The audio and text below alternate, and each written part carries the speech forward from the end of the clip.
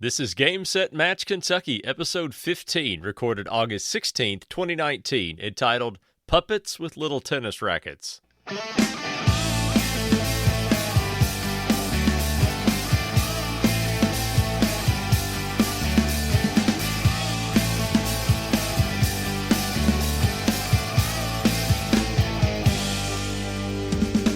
Hey everybody, it's time for episode 15 of Game Set Match Kentucky, where we talk about all things related to the Central Kentucky Tennis Series and maybe a whole lot more that you never asked for, which has probably been the case on the last few episodes, really more than you asked for. This is Friday, August 16th, 2019. I'm Chris Godby, the chairman and one of the founders of the CKTS, where the lines are good and sandbagging is for golf. I'm happy to be at the CKTS home office in Russell Springs, Kentucky, and back with me today from the outskirts of Bowling Green, the tournament director of the week, as well as the tennis coach at South Warren High School, home of the Spartans. Is that right? That is correct. He's the program director of Talk Radio 104.1 FM and 9:30 AM in Bowling Green. Chad Young, welcome back. It has been a while. It has. It's been a busy summer, but I'm glad to be back and ready for my first tournament of the year. It's kind of weird. I usually have one in June, but the rain moved us back to that one in September, and so normally this is my last tournament, but this year it's going to be my first. Yeah, it's really strange. You know, the season got started late because your first tournament got bumped to the end of the season due to a bad weather forecast. But now we hit Bowling Green, and we'll hit Bowling Green again in a few weeks, right? That's right. I guess the end of September is when that is, right before everybody goes to Florida for fall break. We are looking forward to that. That will be on September 28th and 29th, the Bowling Green Open. Well, today on this episode of Game Set Match Kentucky, we're going to look back at 2 weeks ago, the results from the 2019 Alton Blakely Lake Cumberland Open in Somerset. And we're going to take a short preview of tomorrow's, of this weekend's, Kids on the Block Points for Puppets tournament in Bowling Green. We will look at the mid-season point standings with the results of the Alton Blakely Lake Cumberland Open in Somerset. We'll look at some announcements of what's coming up in tennis around the area, and we'll remind you about our giveaway that is still going on. It'll be happening tomorrow. Our sponsor for this episode is Vision Cabinet Source in Campbellsville, Kentucky. They're a kitchen and bath cabinet supplier that ships their products all over the United States and has for nearly a decade. It's a good option if you're building a home or renovating your home. Vision Cabinet Source can provide you with classic cabinet styles that are well built and affordable. They have painted lines of cabinets, stained lines of cabinets that are stocked there at their warehouse in Campbellsville. They have a 17-step finishing process to make them. Go look at their styles and designs on their website. You'll agree with me that they do great work at an affordable price. That website is visioncabinet.com. Their phone number is 270-465-3222. Be sure and tell them that you heard about Vision Cabinet Source right here on Game Set Match Kentucky. Well, Chad, it's finally here. The Kids on the Block Points for Puppets tournament. It's going to be hot. What can we expect this weekend other than the heat?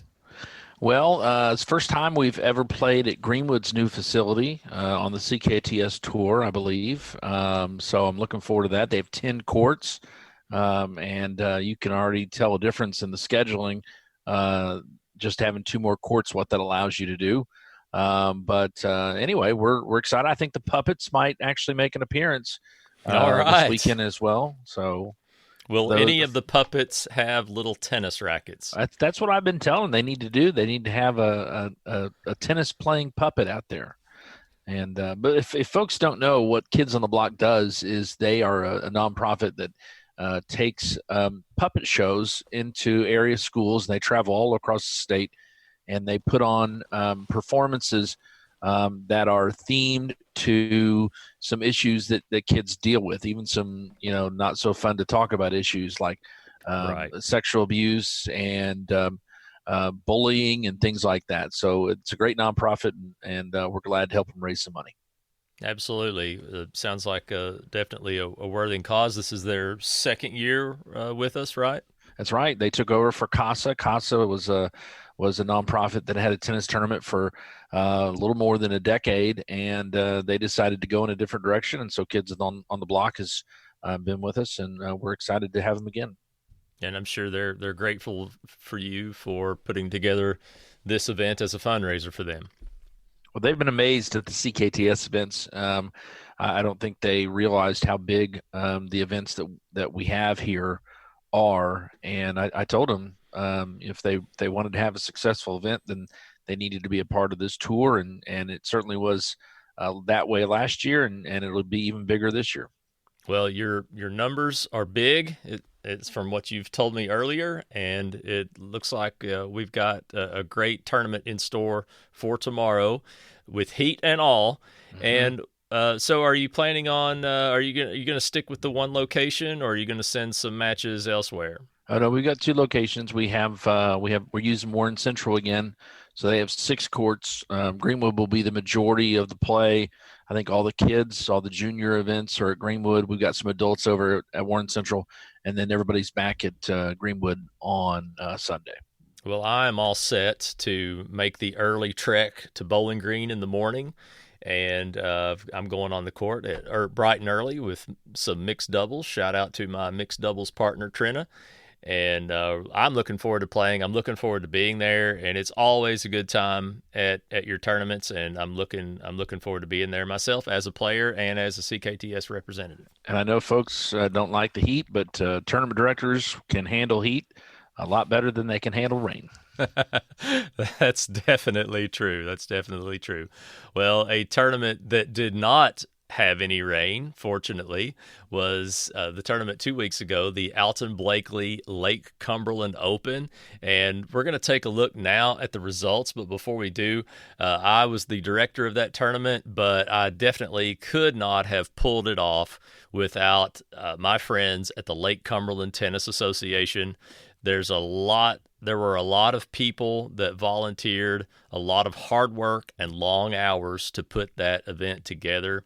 And we had a fast weekend, and thankfully God blessed us with a dry weekend, and we finished probably around 7 p.m. on Sunday night, and I went home exhausted. I was so tired that I haven't podcasted for 2 weeks now, and barely played any tennis at all, maybe once since then. So we'll look at the results now from the Alton Blakely Lake Cumberland Open, and we'll go through the finals.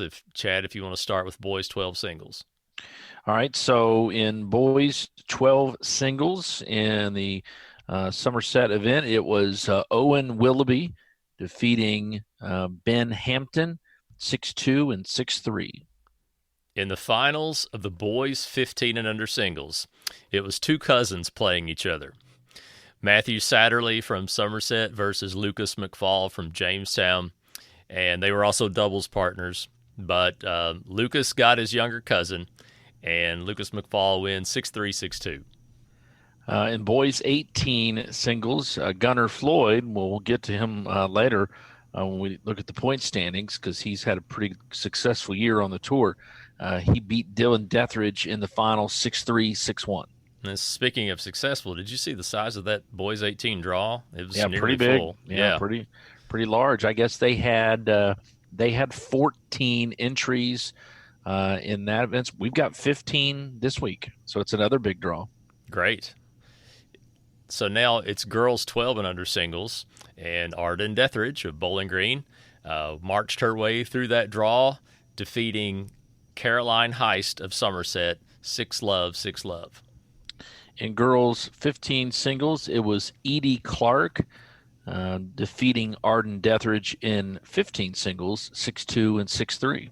Good job by Arden Deathridge to make it to the finals of both of those divisions, winning the girls 12. Almost pulled off the double. In the girls 18 and under singles, it was Haley Woosley from Caneyville, Kentucky, defeating Taryn Deckard of Edmonton, Kentucky, 6-4, 6-2.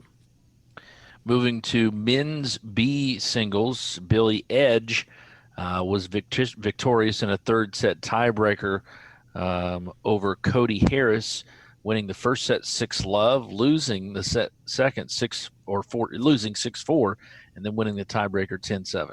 In men's C singles, it was father versus son in the finals, and father, James Roberts, defeats son, Jamison Roberts. Get this, 6-1, 4-6, 10-7 in the match tiebreaker. Well, it's close. In men's open singles, it was Colin Hart defeating Jackson Grover 6-1 and 6-1. And at this tournament, the LCTA actually had ball boys for this men's open final. So that was pretty cool. Yeah, they used some high school boys on the Pulaski County High School team, I think, and maybe some from Somerset High, I'm not sure. And they were ball boys for that men's open final match. Nice. Women's B singles was a round robin, and the overall winner there was Maddie Boyle of Liberty, Kentucky, who defeated Meredith King and Lindsay Schrum, both of Somerset. You mentioned the cousins, Lucas McFall and Matthew Satterley. They made it to the finals in boys 18 doubles, but lost to James Chin and Dylan Deathridge 6-1 and 6-3. In girls 18 and under doubles, it was a pair of sisters from Caneyville, Kentucky, which I'm told is not far from Owensboro. They had a pretty long trek to come and play, and they kept winning, in singles and doubles, so they were pretty much there all weekend. It was Peyton Woosley and Haley Woosley defeating Teray Hanlos and Tori Robertson of Somerset, 6-love, 6-1. In men's B doubles, Billy Edge and Darren Polston defeated Jeffrey Litton and Jared McDonald in the final 6-3 and 6-3. In men's C doubles, it was another round robin. Justin Alexander and Trevor Lewis from Warsaw, Kentucky, they win that round robin, defeating Brad Vaughn, Matthew Willoughby, and also the father-son, James Roberts and Jamison Roberts. In men's open doubles, the hometown kid, Dwayne Harris, teamed with Zan Rexroad of Georgetown to win the round robin. They won 6-4, 6-1 over Wesley Fisher and Silas Newton, and they won 6-4, 6-4 over Alfie Chang and Jason Ford. And speaking of Alfie Chang and Jason Ford, they won the men's 40 and over doubles by defeating Larry Milby and Tim Perkins 6-2, 6-3. In women's B doubles, it was a round robin as well, and Maddie Boyle and Karis Cundiff won the round robin. They beat Meredith King and Sarah Robinson 6-2, 7-6, and they beat Carla Van Hooser and Tamara Wright in a tiebreaker, losing the first set 2-6, winning the second 6-1, and winning 10-7 in the tiebreaker.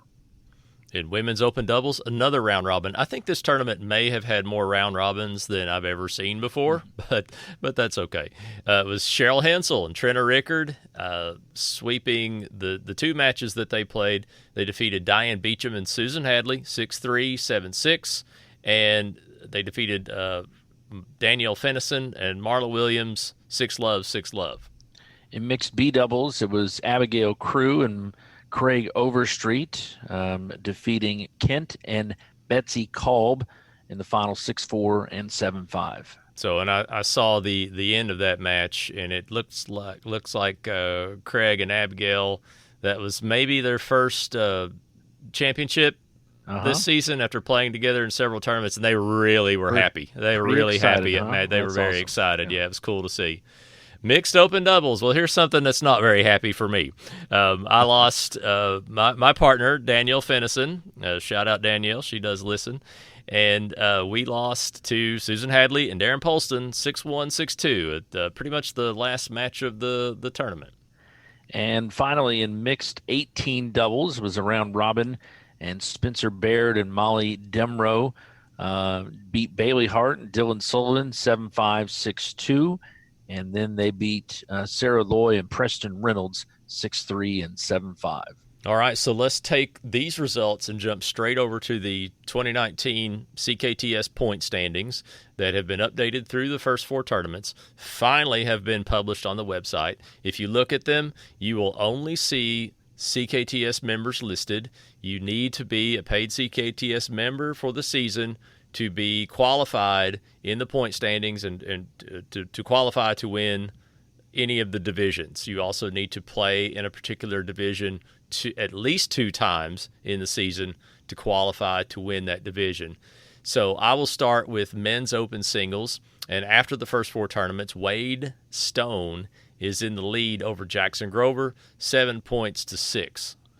In men's B singles, Billy Edge is leading Jared McDonald 9.5 to 6 points. Okay, Billy has a bit of a comfortable lead there. We'll see how it goes this week. Is Billy signed up for your tournament? Do you recall that name? Yeah, Billy has. Both of them have signed up. They're on opposite sides of the draw. Yep. All right. We'll see what happens. Men's C singles, Jamison Roberts has a slight lead over his father, James Roberts, 7 points to 6 at the top of men's C singles. In men's 40 singles, W.D. McCubbin has a comfortable lead over Joe Reed, 10 points to 4. In boys 18 and under singles, as you mentioned earlier, Gunnar Floyd is doing well. He's got 8.5 points. He's leading Dylan Dethridge, who has 7 points in boys 18 and under singles. Boys 15 singles, Matthew Parsons won the first 2 tournaments of the year and leads that division 8 points to 6 over Matthew Satterley. In the boys 12 and under singles, there is a tie for first place between Jackson Donovan and Nolan Parsons. They each have 6 points. In men's open doubles, Riker Cassidy has the lead with 8 points over Jordan Cordry, who sits at 6.5 in a tie with Matthew Thomas. Jordan and Matthew are partners, and so they have the same point totals. In men's B doubles, Mike Lindsay of Bowling Green has 8 points with a slight edge over, I think, a past partner of his, or maybe current partner, Jun Tomioka. And in men's C doubles, we have a 5-way tie for first. Right, that's right. Josh Lowey, Patrick Lowey, who are doubles partners, and James and Jamison Roberts, who are partners, all have 6 points, and Matthew Willoughby also has 6 points. In men's 40 and over doubles, Tim Perkins stands at the top with 10 points to W.D. McCubbin's 8. In boys 18 doubles, Jordan Cordry and Matthew Thomas are partners, and they lead with 10 points each. They're tied there. James Chin and Dylan Dethridge are in third, or tied for third with 6 points, along with Colton Doty. Okay, I'll just do women's open singles and women's B singles at the same time here. No one has qualified yet. So, ladies, there's 3 tournaments to go after this first Bowling Green tournament. Play a couple times. You'll qualify. Maybe you'll win the division in women's open singles or women's B singles. And women's open singles did not make this week, so it didn't. It won't happen. It won't happen tomorrow and Sunday. Okay. Well, I'm going to jump to girls 18 and under singles then. Haley Woosley is at the top with 10.5 points over Connor Gallagher with 7. Girls 15 singles, Zoe Graziano has a 1-point lead over Edie Clark with 7 points. In girls 12 and under singles, Bowling Green's own Arden Dethridge has 8 points over Parker Lawley's 7.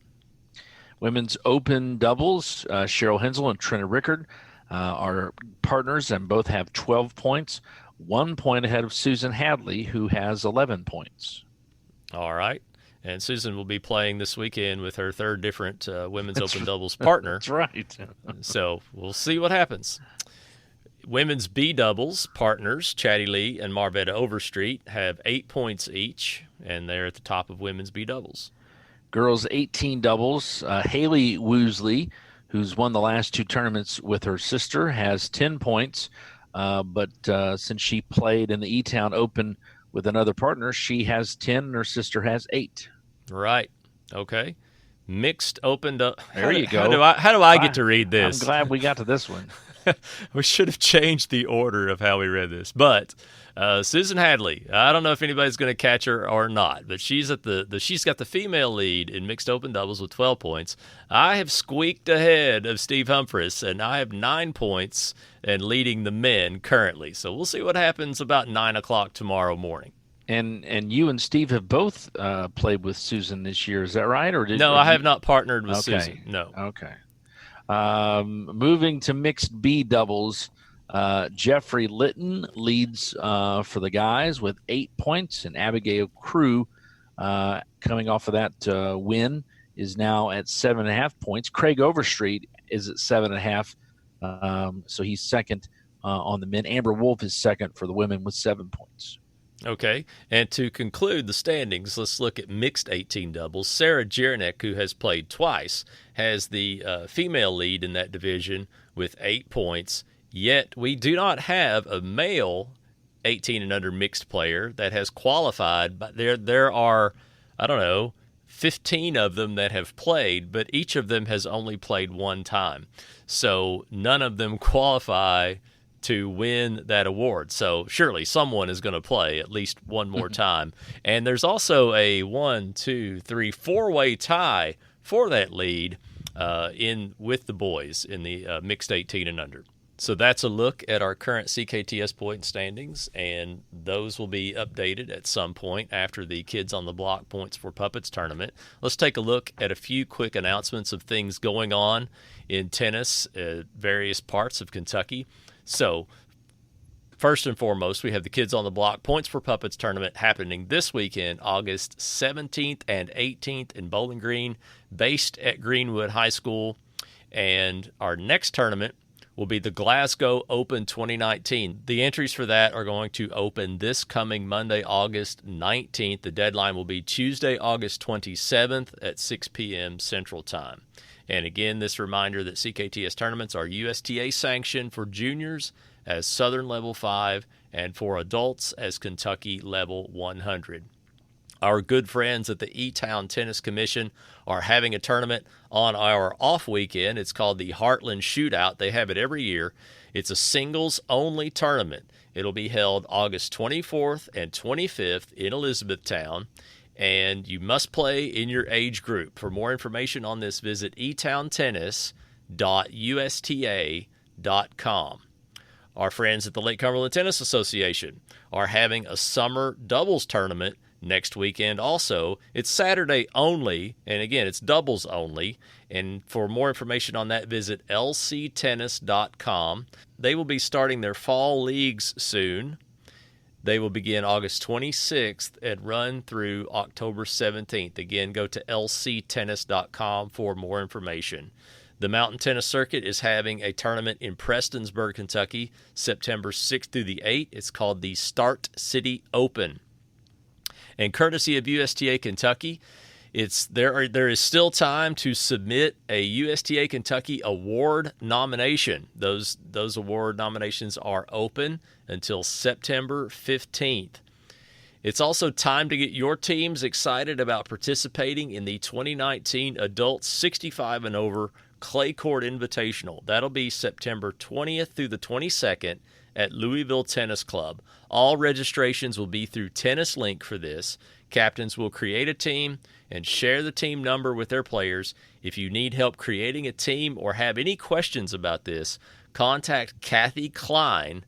Her email address is kklein@ustaky.com. That's KKLEIN@ustaky.com. To keep up with USTA Kentucky, visit KentuckyTennis.com or USTA Kentucky on Facebook and Twitter. Send us your tennis events to info@GameSetMatchKY.com if you're having a tournament or a league or any kind of event like that. Chad, we don't have a challenge the call this week. So if players want to ask a question about why we do what we do, or ask a question about how a particular tennis situation is handled, you can send an email to challenge@GameSetMatchKY.com. So let me remind everyone about our giveaway, Chad. We have Game Set Match Kentucky t-shirts. You know, I'm going to give you one. I saved you one. I can't wait. Yeah, good. We're giving those away to our listeners tomorrow at the Kids on the Block Points for Puppets tournament. All you have to do is come up to me and prove in some way that you're a listener. Tell me something that you heard on the show. Give me an idea for the show. Just mention the show and or that you listen to the show. Show it to me on your phone. Say, here it is on my podcast app. You know, I've been listening to it. So you get a free T-shirt. It's a thank you for being a loyal listener, and it's sponsored by Vision Cabinet Source. That will almost serve out this episode of Game Set Match Kentucky, and I'm grateful to all of you that are listening. If you listen through our website, you should go ahead and subscribe with any podcast app on your mobile device.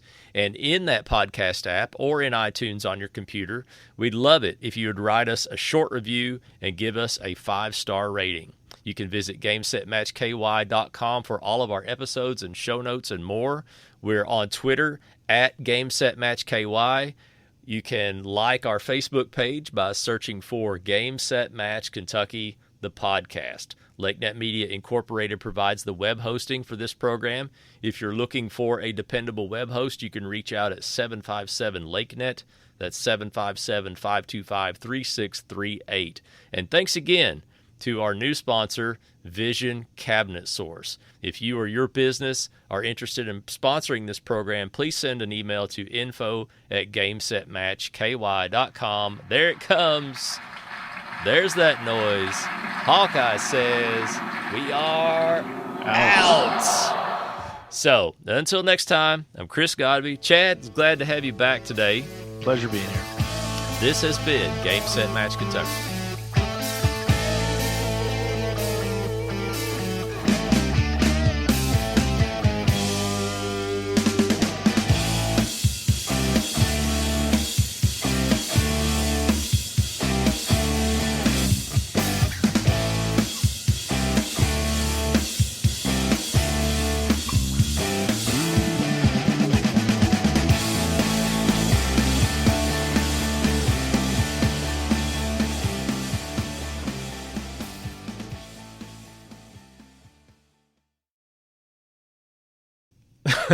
Trina just texted me asking me what color we're going to wear tomorrow.